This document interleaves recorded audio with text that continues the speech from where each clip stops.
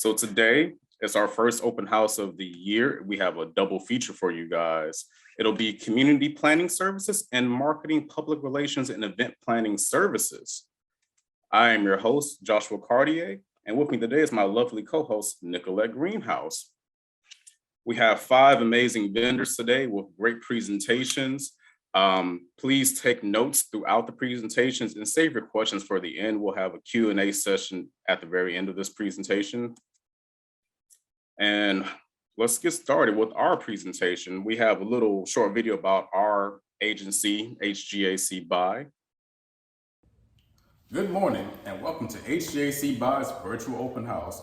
We know you have some very busy schedules out there, but you're here with us. I'm your host, Joshua Cartier, and this is my lovely co-host, Nicolette Greenhouse. That's right, Josh. We're excited to share a little bit about HGACBuy and today's featured contracts with you. So let's get right into it. Sure thing. Why don't we start with a little bit of trivia? If you know what HGACBuy stands for, drop it in the chat box below. I'll give you a hint. While our offices are located in Houston, Texas, we are a nationwide property purchasing program that have been operating for over 45 years. That's right, Josh. As a contractor-funded program, we help thousands of local governments save millions of dollars by offering competitively bid contracts, all completely free. Going out to bid for our members not only saves them money, but a considerable amount of time. Aha, and time is money. That's why we make the joining process very simple. We have the interlocal contract form on our website, and we'll be dropping a link to that right now. We'll also be answering that trivia question for you guys. HGACBuy, helping governments across the country buy. That's what we do, and that's our name. Yes, it is, Josh. Another important fact about HGACBuy is that we take pride in partnering with others to make the cooperative purchasing process simpler and more beneficial. For instance, current members of Sacramento Area Council of Governments, Mid-America Regional Council, Baltimore Metropolitan Council, and the Municipal Association of South Carolina automatically become members of HGACBuy, and they do not have to complete the online ILC form. Additionally, all members of HGACBuy, regardless of how you join, can get the wonderful benefits of our collaboration with the National Cooperative Procurement Partners. Wonderful, Nicolette. Speaking of those benefits, let's not forget that HGACBuy keeps all of our solicitation documents available for our members at their request. In addition, unlike most other cooperative purchasing programs, we ensure the compliance of all of our orders. When it comes time to be audited, that could be a lifesaver. A lifesaver for sure, Josh. Well, that's all for us this morning. If you would like to learn more about HGACBuy or you would like to contact us, please download that contact card in the chat box below. And as Nicolette said, that's all we have today, guys. Let's turn it over to our vendors. I hope you guys really enjoyed that. We worked really hard on that. Please have a laugh if you need to. Without further ado, let's get to our first vendor of the day, Kendig Keast. Great. Well, good morning, everyone. I'm going to go ahead and do a screen share here.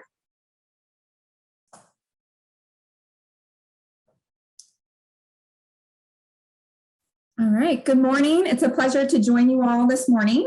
My name is Meredith Dang. I'm the practice leader for community planning at Kendig Keast Collaborative. I'm also joined this morning by my colleague, Brian Mabry, who's the code practice leader at Kendig Keast. Brian, if you want to give a little wave there. Hi, everyone. Hello. Kendig Keast Collaborative is a community planning firm. We are based in Sugar Land, Texas, but we work across the United States, helping communities with long-range comprehensive plans and development regulations, such as zoning codes and subdivision regulations. Our work is frequently recognized by our planning professional organization, the American Planning Association. Oops, looks like it skipped ahead there. We have been recognized with 16 awards in 9 states over the past 10 years. In addition to our Sugar Land office, we have offices in Denver, Colorado, Greenville, South Carolina, Louisville, Kentucky, where Brian's joining us from this morning, and Pittsburgh, Pennsylvania. There we go. While we are a national practice, we do have a Texas focus in a lot of our work. We've worked in over 80 Texas communities And the cities highlighted in green there are actually cities that we have completed our procurement through HGAC. So we are quite familiar with the HGACBuy program. A lot of our key personnel have actually worked in local government in various states prior to joining Kendig Keast. That includes myself and Gary Mitchell, both actually used to work at the Houston-Galveston Area Council in the Community and Environmental Planning Department. So we are an intentionally small firm. There's about 15 of us across our national offices. And planning is what we do, planning and development work. This is our specialty. And this is what we do day in and day out is help local governments complete their plans. We do go into all of our plans and development regulation work with an implementation mindset from day one. Having worked in local government, we understand what local governments need to be able to transition from a plan to concrete policies and on-the-ground projects. And a lot of our plans actually go on to complete additional development code work. So I might complete a comprehensive plan, and then Brian and his code team will actually go in and do a zoning ordinance update, for example. Another unique feature that Kendig Keast offers is an online plan platform to host both development codes and comprehensive plans or other plan work. I'm actually going to let Brian show you one of these online plans so you can get a better feel for how that functions and how that might be a benefit to your local government. So I'm going to stop my screen share and let Brian pull up one of those plans. Yep. Okay. All right, I am sharing my screen now. This is a unified development code for the city of Dayton, Texas, which is northeast of Houston. And I'm just going to show you very quickly some of the key features of this. This is our Encode Plus code hosting platform. So it hosts the codes that we write. Also, we write them in the background. When we're drafting codes, we write it in Encode Plus too. So kind of what you see, what you type in the on the back end, as far as the long boring parts of a zoning ordinance, actually gets hosted to the public on the front side. So if I were to click, go to this particular unified development code and click code, view code, I get to the actual text of their, this happens to be the city of Dayton's parking regulations. You can see it's obviously full color. It makes use of tables, makes use of graphics as well.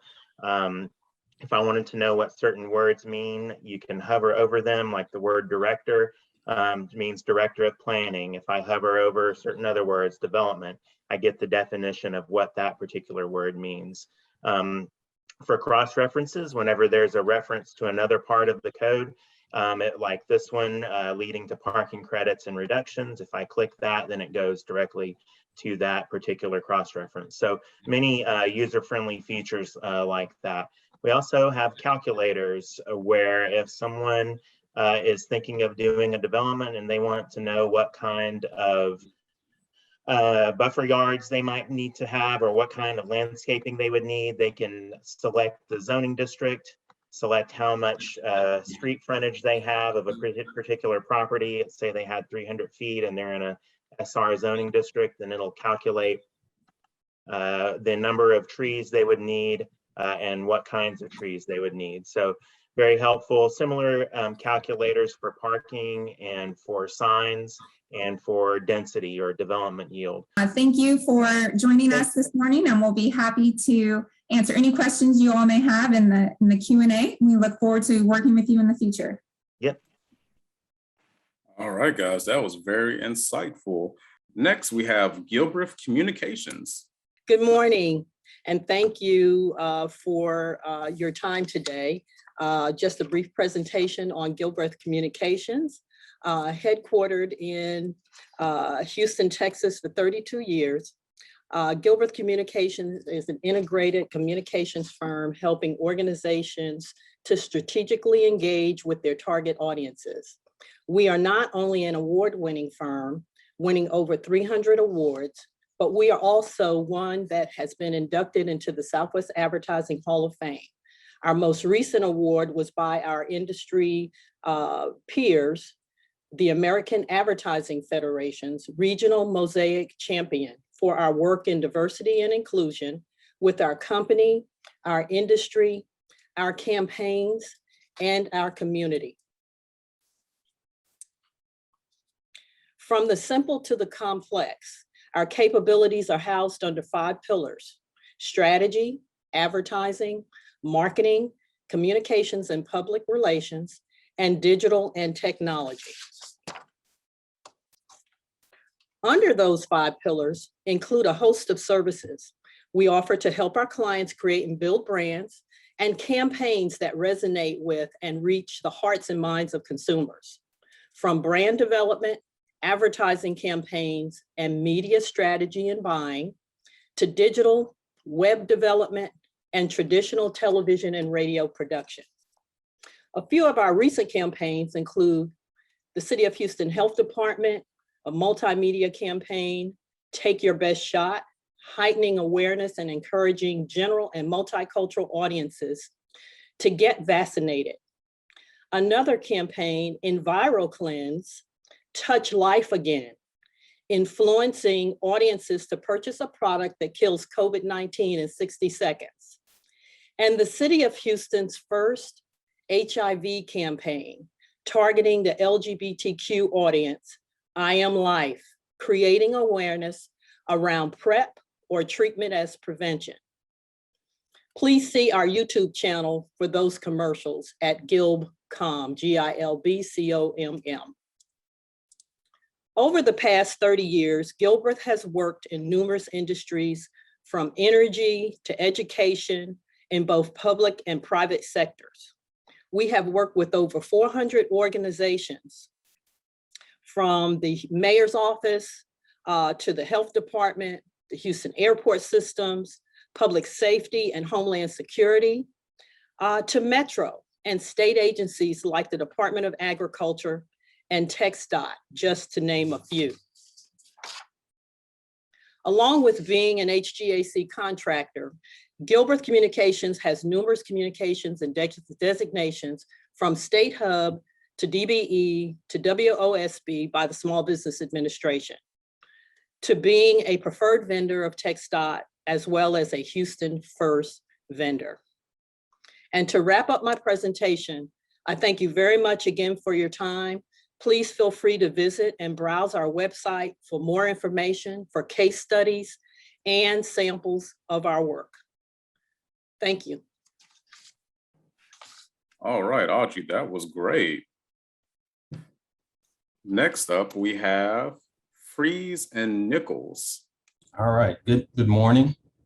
My name is Shad Como. I'm a principal and vice president at Freese and Nichols. I'm also a part of our urban planning plus design group, which is a component of Freese and Nichols, which is about 23 people, consisting of 23 people, consisting of certified planners, landscape architects, as well as site civil engineers.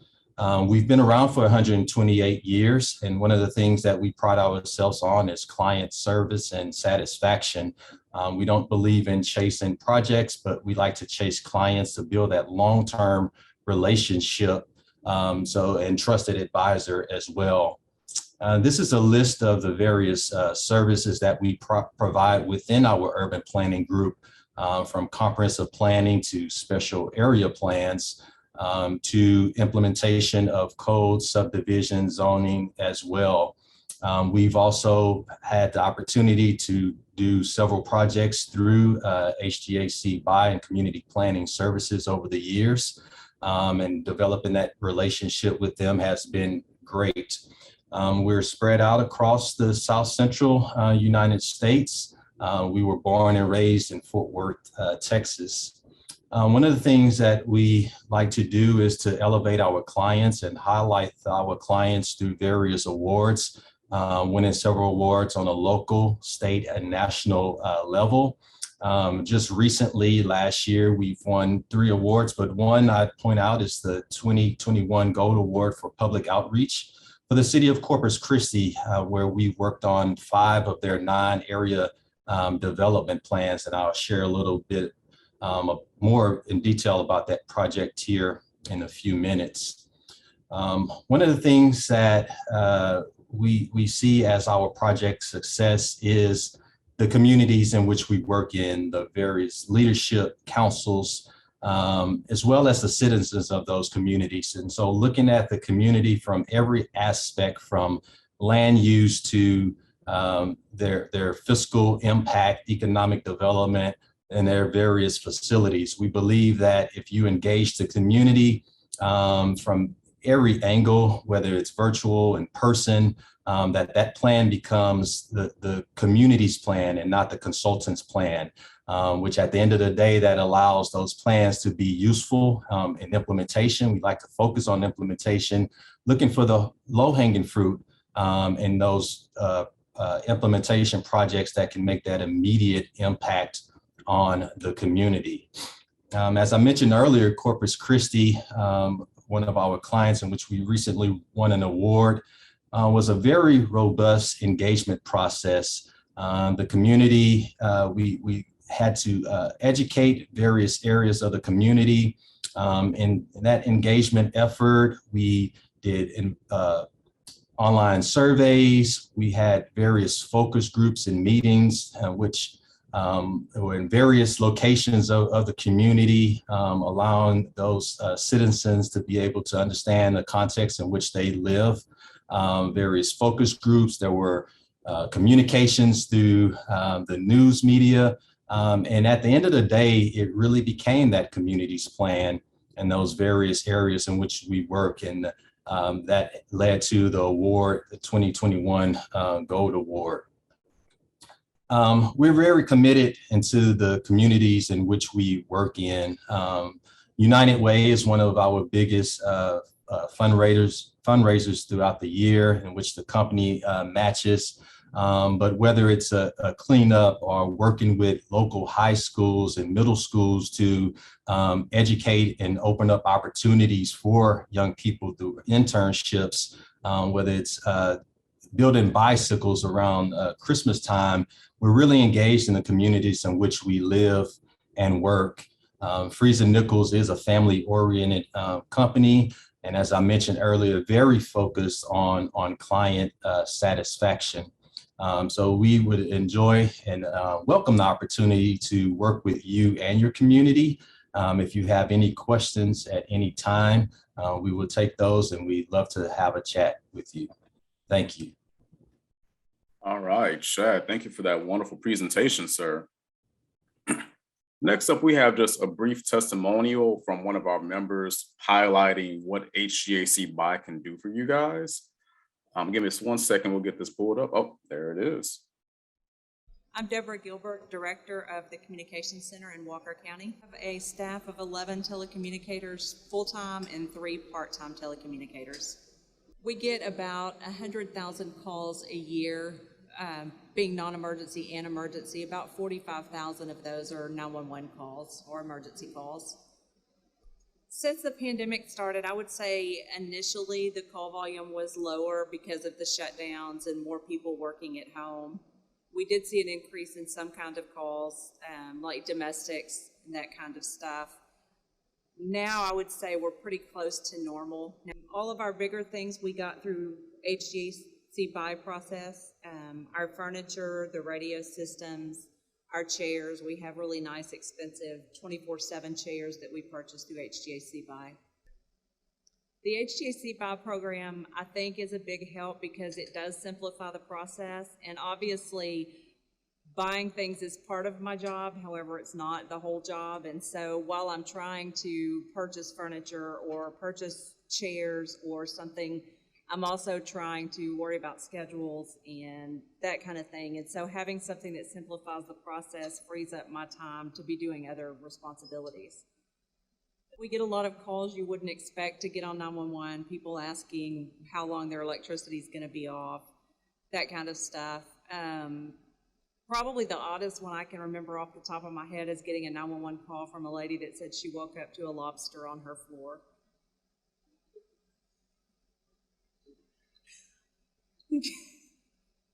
It was actually a crawfish. She lived near a creek.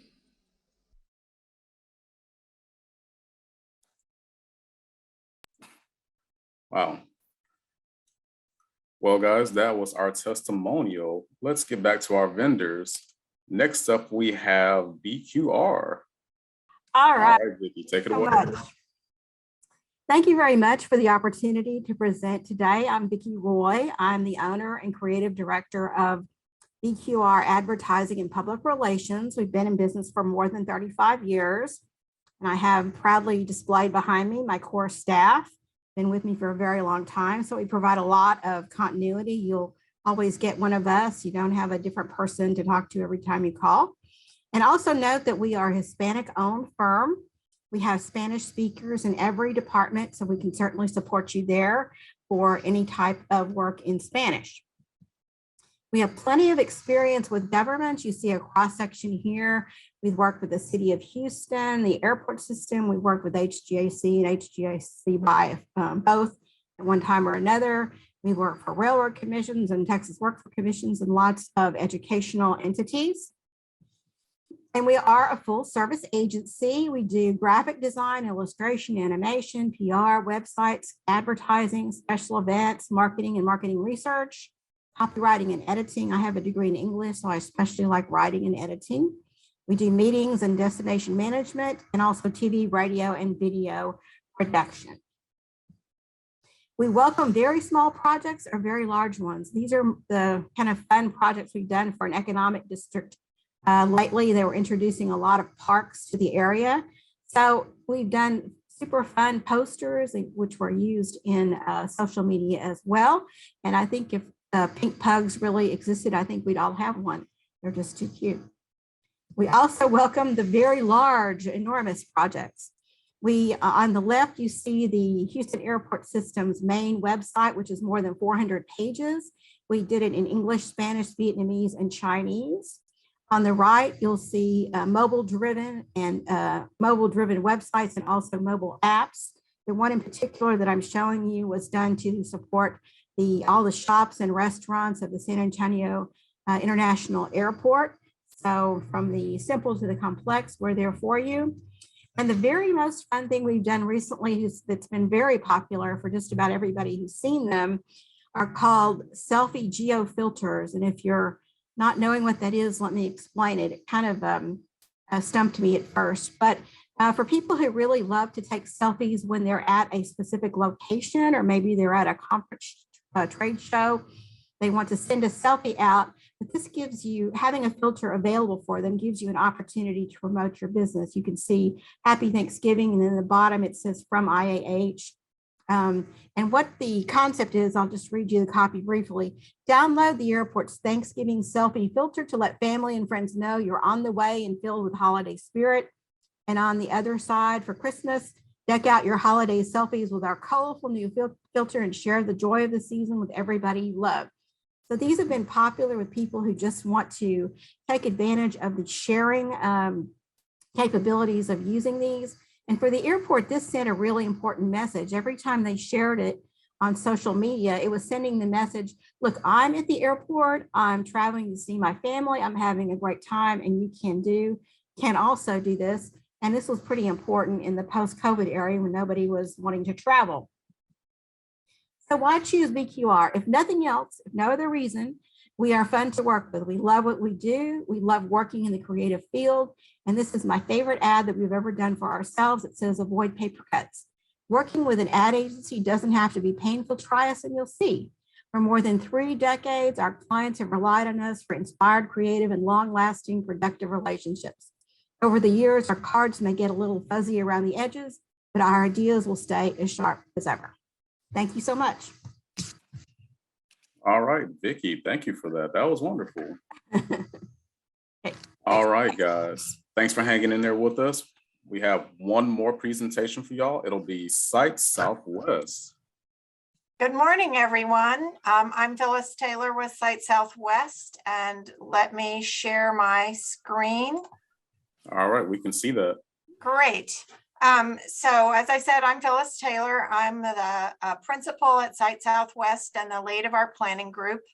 We also have on with us is Carlos Gamora, who's one of our planners, who's going to be monitoring chat if you have any questions for us.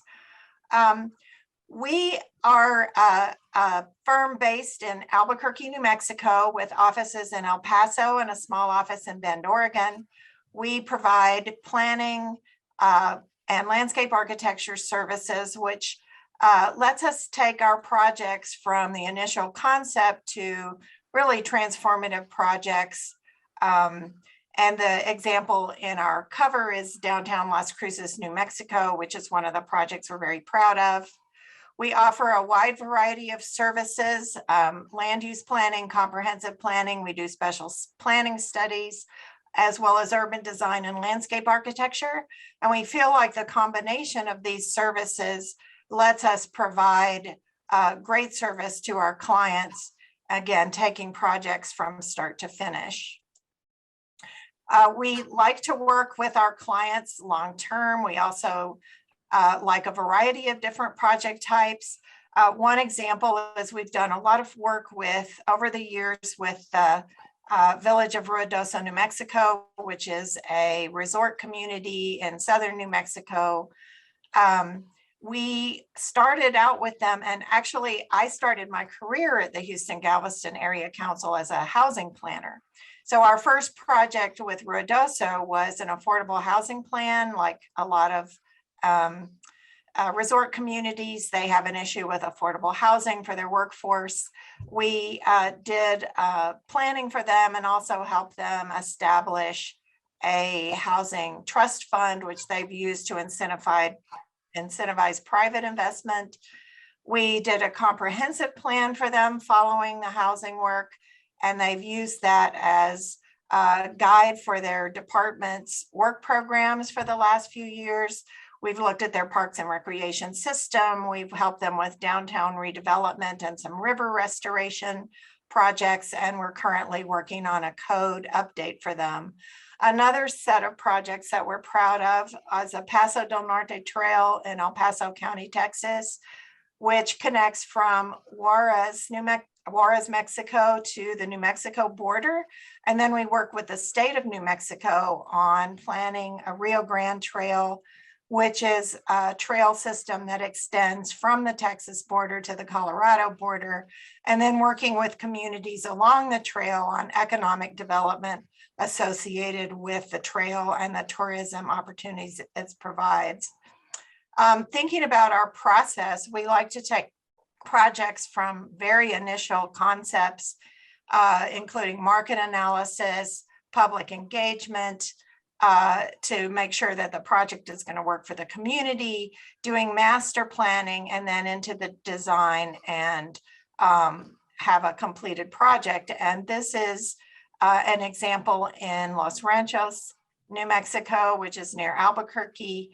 And it was a streetscape along a former state highway that had no curb and gutter, no pedestrian improvements, and is now kind of the centerpiece of their downtown, which is an important economic asset for them. When we think about what makes our team different, we've worked with dozens of small communities and large municipalities in mostly the Rocky Mountain West. And we like to reflect the unique goals of each community and make sure that our projects work for them, which is why implementation is so important for us. We have experience. We also have new ideas for our communities to help them think outside the box and take their planning through to implementation. And we like to work with communities over the long term and help them solve multiple problems in a unique and creative way. Our dedicated staff has experience across the United States, even though we focus in the West. And that's the end of my presentation. And I would love to talk to any of you if you have questions, and we'll be watching for that in the chat. Thank you very much. Thank you so much, Phyllis. Okay. That was great. All right, everybody. That was our vendors. Let's give them all a round of applause, y'all. That was some great presentations we had.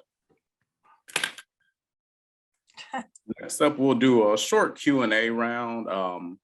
If you guys had any questions for our vendors, please drop them in the chat box or, raise your hand and we can answer it for you, or just unmute yourself.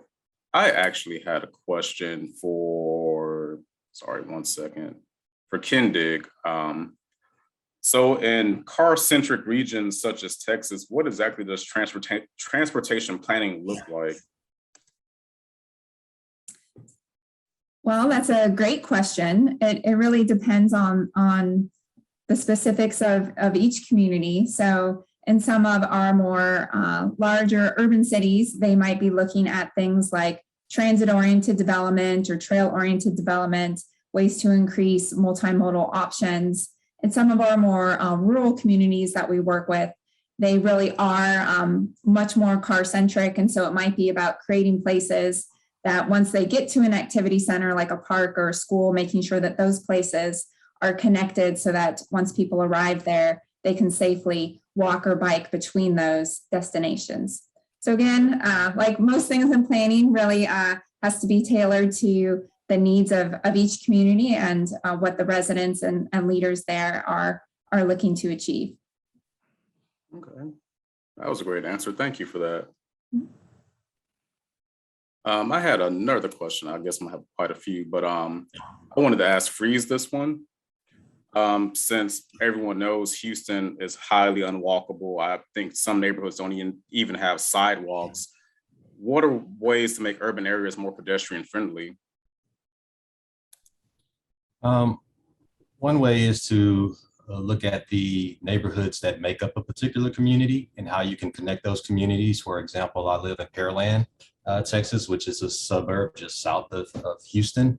And the city of Pearland has been working over the last several years of creating shared use paths for people to be able to bike and walk, jog, and things of that nature. And also how those particular suburbs can also be connected through multimodal transportation options to the larger Houston area as well, whether that's a special bus service that commutes from that particular suburbs to the city center, city core, and things of that nature. All right, Shad, I like that. Hopefully one day our Metro Rail actually gets out to our neighborhoods and communities. Yes. Yeah. I had another question, I guess, since our members are still shy. Gilbreath, what are the greatest challenges faced when planning marketing campaigns for government agencies? Budget is one, for starters. Of course, unlike corporate entities, budget becomes a challenge. The other thing is really identifying true target audiences as opposed to shooting information out to everyone and letting the chips fall where they may. You really need a strategy for almost every marketing campaign or approach that you would have. And so it really helps to identify a budget, identify target audiences. And then another challenge is sometimes there's not a plan, and you always need a plan to help you with that roadmap to what you're trying to accomplish. So those are the three things I would say is the challenge, and very crucial to know whether you work with an agency or not. I love that. Thank you. BQR, I got one for you. Okay.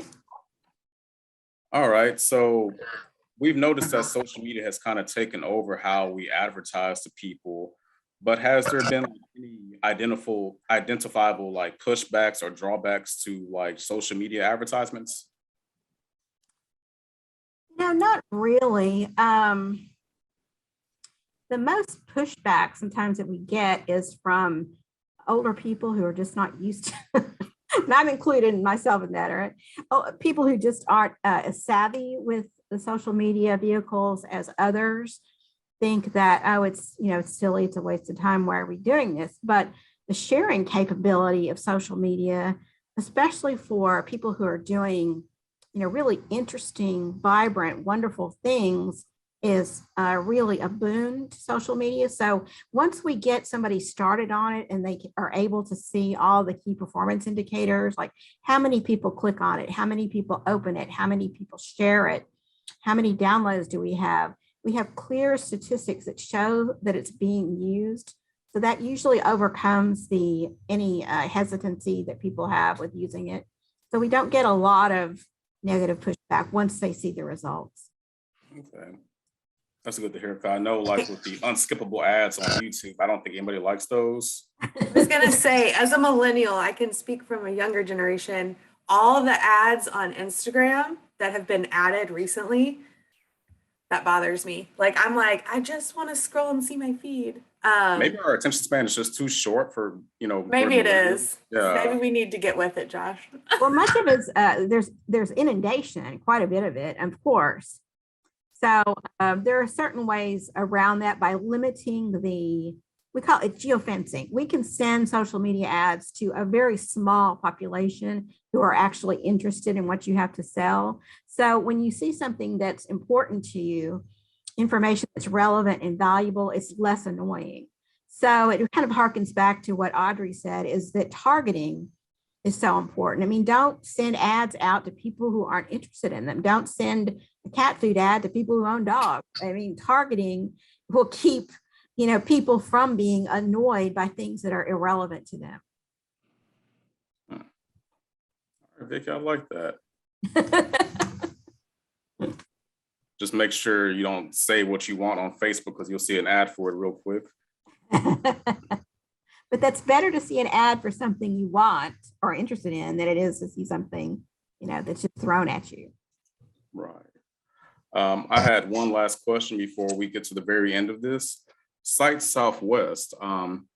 So you mentioned affordable housing was a project that you guys worked on in Rio Doso, but I know in some areas where the NIMBYs and the residential laws are pretty vicious, it just basically makes affordable housing almost impossible. How do you get around that?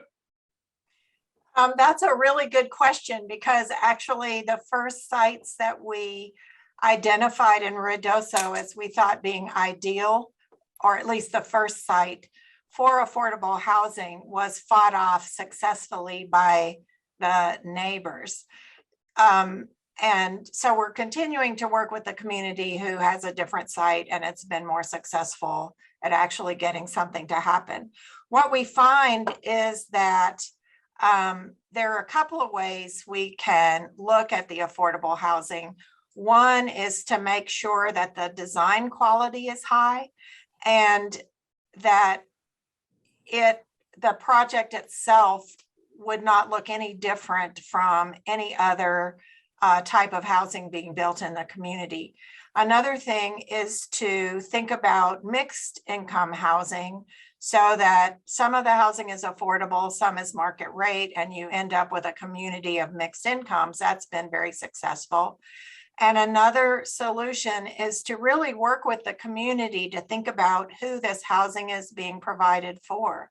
So in Ruidoso, as an example, it's the people who work in the community and are the employees of the business owners in the community. And the housing is for residents and families who live there. And that's been successful to think about it in terms of their workforce and the needs of their workforce. So there's a whole continuum of housing that's important to have, all the way from heavily subsidized housing to market rate. And all pieces of that housing market has to function successfully to make sure that there's housing for everyone. So we do look at the whole range with a focus on making the more affordable housing happen. Phyllis, that was a good answer. Well, that was all we had for you guys today. I thank you guys for taking time out of your busy schedules to come and see what our vendors had to offer. Once again, if we get a round of applause for them, that'd be great. Yeah, thank you guys for being here. Your presentations were awesome. Thank you for including us. Thank you for having us. Thank you, Yes. guys. We appreciate you. Yeah, thank you very much. We have more open houses throughout the rest of the year. I'm dropping the schedule for that in the chat box down below. So please, if you enjoyed this, come to the next couple, all of them if you can, tell your friends. And we're also going to a couple of conferences this year. So if you see us, please stop by our booth and say hi. And that's all I had for you guys. So please go back to your busy lives. You know, we love seeing you folks. We'll be doing this again tomorrow. If you have not signed up for that, please, you know, if you got the time, do so.